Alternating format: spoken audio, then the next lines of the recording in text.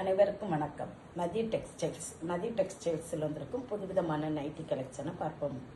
இப்போ புதுவிதமான நைட்டியை பாருங்கள். இது ரோப் மாடல் நைட்டி. ரோப்னா நம்ம கழுத்தில் நெக்கு வி மாடல் நெக்கில் வச்சு கயிறு கட்டி, இது சைடு பாக்கெட்ஸ் துணி கிளாத்தை பார்த்துடுங்க. பியூர் காட்டன் சைடு பாக்கெட் இருக்கு.